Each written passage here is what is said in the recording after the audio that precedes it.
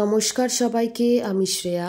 আশা করি আপনারা সবাই খুব ভালো আছেন। আমি চলে এলাম আবার একটা নতুন ভ্লগ নিয়ে। আজ বুধবার। আজকে না আদিকে স্কুলে পাঠাবো না।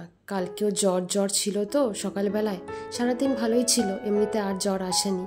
তা ভাবলাম আজকের দিনটা রেস্টেই থাকো, কালকে একবারে স্কুলে পাঠাবো। আজকে আপনাদের সাথে না একটু রাগি স্মুদি আমি কিভাবে বানাই আদির জন্য সেটা শেয়ার করব। অনেকে জানেন, অনেকে আবার জানেন না, তাই জন্য ভাবলাম এই মাধ্যমে আমি বলে দিই, তাহলে সুবিধা হবে। রাগিটাকে একটুখানি দুধ দিয়ে ভালো করে জাল দিয়ে নিতে হবে, যতটা পরিমাণ দরকার সেটা নিয়ে ভালো করে জাল দিয়ে নিতে হবে। প্রচণ্ড কিন্তু দুধ টানে, দুধ দিয়ে করলে বেশি টেস্টি হয়, তাই আমি সবসময় দুধ দিয়েও করি। জল দিয়েও করা যায়, কিন্তু আমি কোনোদিনও জল দিয়ে করিনি, বিকজ টেস্টলেস লাগে। রাগি কিন্তু খুব একটা টেস্ট না। ভালো করে জল দিয়ে যখন কাদা কাদা হয়ে যাবে ওটাকে ঠান্ডা হতে দিতে হবে। আর এই ড্রাই ফ্রুটসগুলো আমি অনেকক্ষণ আগেই ভিজিয়ে রেখেছিলাম, যেমন রাখি আর কি। তারপরে সেইগুলোই আরও ভিজতে দেবো যতক্ষণ না আমি বাদবাকি কাজগুলো করে নিই। আজকে না আমাদের রান্না দিদি আসেনি, ওর ছেলের না দাঁতে ভীষণ ব্যথা হয়েছে, ওর একটা আসলে দাঁতে পোকা আছে, তাই জন্য ডাক্তারের কাছে নিয়ে যাবে, তাই আজকে আসেনি। তো অসুবিধা খুব একটা হয়নি, কেননা আদিকে স্কুলে পাঠায়নি, বাড়িতেই ছিল।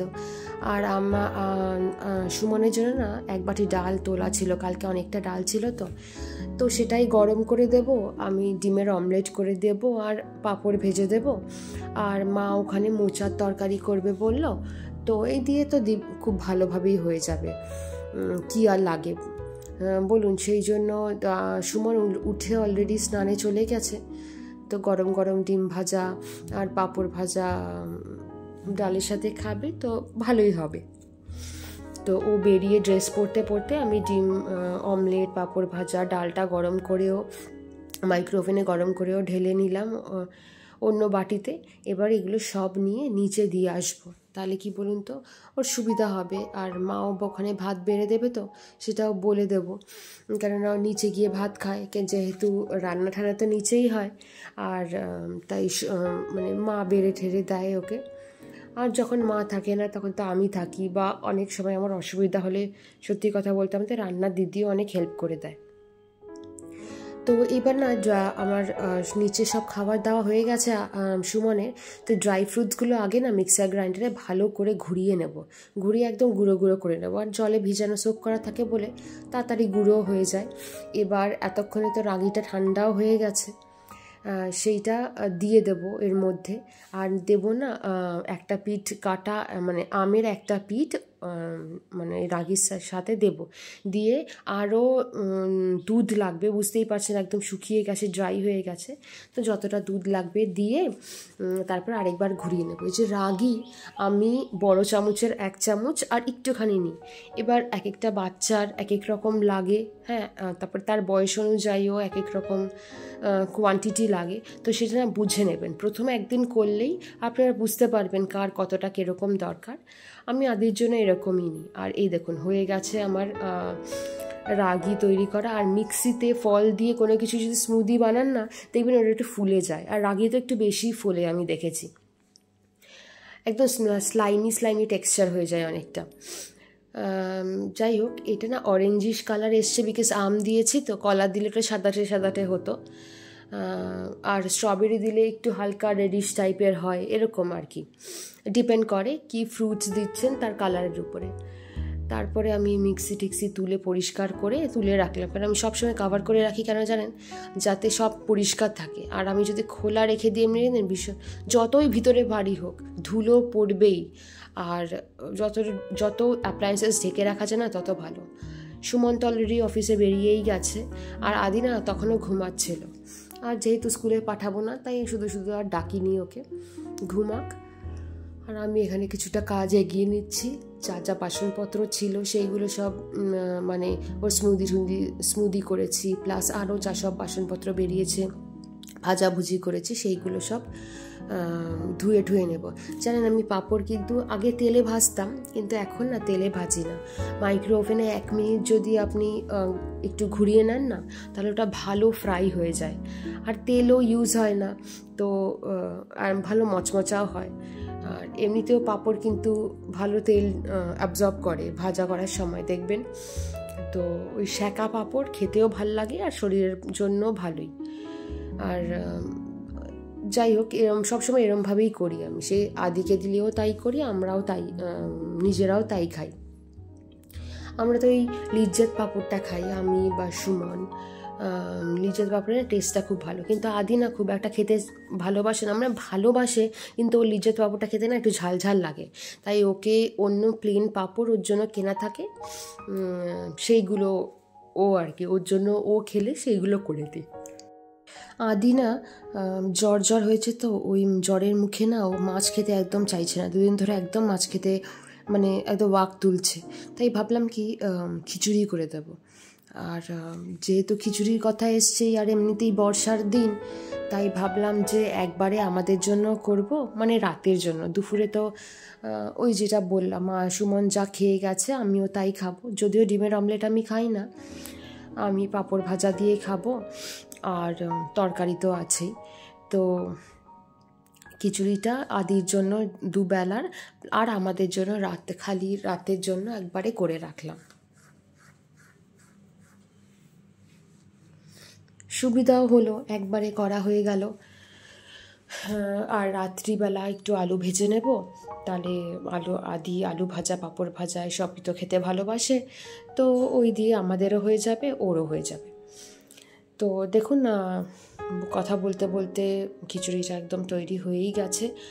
আদির জন্য কাচের যে এয়ারটাইট কন্টেনারে আমি সবসময় খাবার তুলে রাখি, ওটাতে রাখবো, প্লাস আরেকটা বাটিতে দুপুরের জন্য আলাদা করে তুলে রাখবো। আলাদা আলাদা করে রাখলে না একটু সুবিধা হয়, তাহলে কি কার কতটা লাগবে, মানে আদির আর কি স্পেশালি, যাতে কম না পড়ে, ওই জন্যই আর কি আলাদা করে ওর রাতেরটা দুপুরেরটা তুলে রাখা। আমাদের তো একটা হলেই হলো, কম বেশির কোনো অসুবিধা নেই, কম বেশি হলে অ্যাডজাস্ট করে নিতে পারবো। আর তো ছোটো মানুষ, তো ওরটা তো আগে দেখে নিতেই হবে। এসব করতে করতে আদি ওইদিকে উঠে গেছে, তো ওকে এবার, ও কিন্তু এখনও ফ্রেশ হয়নি, উঠেই আগে ওর খেলনা চাই, খেলনা সরঞ্জাম সাজানো মানে কি ছড়ানো চাই। এই খিচুড়ি আমার পুরো ভাগে ভাগে ভাগ করা হয়ে গেছে, ফ্যান চালিয়ে দিয়েছি যাতে ঠান্ডা হয়ে যায়। এবার ওকে ফ্রেশ করিয়ে দিয়ে ওর স্মুদিটাও খাইয়ে দিয়েছি। এবার বাবু যাচ্ছে নিচে দাদু ঠাকুমার কাছে, তো ওর তো ওই ফেভারিট জায়গা, বুঝতেই পারছেন, নাতি আর দাদু ঠাকুমা বা দাদু দিদা এদের রিলেশনটাই অন্যরকম। এই কাটলারি সেটটা না, মানে সেট বলছি, কাটলারি হোল্ডারটা আমি জানেন তো মিশো থেকে নিয়েছি। মিশো থেকে আমি খুব কম জিনিস নিই, বিকজ সবসময় না মানে আমার একটু ভয় লাগে, ভরসা করতে পারি না সবসময় মিশোতে। বাট মিশোতে দেখলাম এই একই জিনিস অ্যামাজনে আর মিশোতে পাওয়া যাচ্ছে, মিশোতে হাফ দাম। তো আমি ভাবলাম একবার ট্রাই করে দেখি। এই নিয়ে 2-3 বার হয়তো মিশো থেকে জিনিস কিনেছি, তাও আমি যখন কিনি না একটা করে জিনিস কিনি, ভালোই এসছে জানেন। তো ওকে ট্রাস্ট করা যায়, আমি 2-3 বার যা কিনেছি, যেটাই কিনি না কেন ভালোই এসছে সত্যি কথা বলতে। এখনও আমি ঠকিনি, আর ভগবান করুক না ঠকি। এবার আদি চলে এসছে, ওকে স্নান টান করিয়ে ঘুম পাড়িয়ে দিয়েছিলাম, কিন্তু এটা বিকেলবেলা ঘুম থেকে উঠে দেখুন দরজার পেছনে হুকগুলোতে জামা ঝোলানো থাকে, এই জামাগুলো নিয়ে ও খেলছে। মানে ও খেলার কোনো জিনিস আর খুঁজে পায় না, যা পাবে তাই নিয়েই ও খেলতে আরম্ভ করে দেবে। নিজের 1000টা খেলনা থাকলেও, 1000বার সেই জিনিস ছড়ানো থাকলেও, ও সে উল্টো পাল্টা, মানে কি বলবো, যা মার দরকারি জিনিস সেইগুলো নিয়েই ওর খেলতে হবে, যা বাবার দরকারি জিনিস সেইগুলো নিয়েই ওর খেলতে হবে। ছড়িয়ে কি করেছে না, নিচের ড্রয়ারটা কত, মানে এই ড্রয়ারগুলো কত সুন্দর করে সাজিয়ে গুছিয়ে রেখেছিলাম, আগের ভিডিওতে আপনারা দেখেছেনই নিশ্চয়ই। ব্যাস কতক্ষণ আর সাজানো গোছানো থাকবে। তার দেয়াল লিখন, ওয়াল পেন্টিং শুরু হয়ে গেছে, ওয়াল পেন্টিং ছেড়ে এখন টেবিল পেন্টিং আরম্ভ করেছে। ভগবান, মানে এই টেবিলটারও মানে কি ব্রাউন কালার করছে, যেহেতু ব্রাউন টেবিল তো তাই জন্য অতটা বোঝা যাচ্ছে না, কিছুই আর বাদ দিচ্ছে না আর কি। ওয়াশিং মেশিনেও রং করেছে, ফ্রিজেও রং করেছে, মানে কাচ মানে আয়নাটাতেও রং করেছে। বাট হ্যাঁ, ভালো কথা, আয়নাটা পরিষ্কার করতে হবে। জানেন কি বিচ্ছিরি অবস্থা, নিজের মুখটাও ঠিক করে দেখা যায় না। ওকে আজকে বিকেলে একটা ব্রেড বা টোস্ট দিয়েছি। ব্রেড টোস্ট খেতে খুব ভালোবাসে। দেখুন ফল নিয়ে খেলছে, দেখেছেন? ফল চুকোতে দিয়েছিলাম, সেইখান থেকে 3টে ফল বাটিতে নিয়ে খেলছে। তুলে দিয়েছি আর কি, কালকে থেকে এই বাটিতেই রয়েছে, এই 3টে ফল সরানো যাচ্ছে না। ওর জামা কাপড়গুলো 2 দিন ধরে এরকম খাটে শোকাচ্ছে। আগের দিনও শুকিয়েছে, তুলে রেখেছি, আবার আজকে দিয়েছি। ও দাদু না বিপত্তারিণী মন্দিরে গিয়েছিল সকালবেলাতে, প্রসাদ দিয়েছিল। ওকে একটু খুঁটে, ওর বাবাকে একটু খুঁটে দিয়েছিলাম, আর ওকে দেওয়া হয়নি জানেন। তাই সেটার জন্যই বাক্সটা ওকে দিচ্ছি। বাক্সটা না নিয়েও ফুল নিয়ে বলছে, ফুল চুল চেনে তো অনেক কিছুই, অনেক ফুলই। সে বলছে মেরিগোল্ড বলে নিয়েছে। তারপরে ও নিচে পাঠানোর আগে আমি না এই ফাঁকে আলু ভাজাটা একটু কেটে নিয়েছি। আর আলু ভাজা কাটতে কাটতে দেখি সুমনও চলে এসছে। ওকে একটু মুড়ি মাখা করে দিলাম, আর ব্লগটাও না এখানে শেষ করলাম। ব্লগে কিছু ভালো লেগে থাকলে অবশ্যই একটা লাইক করে দেবেন। সবাই ভালো থাকবেন, টাটা।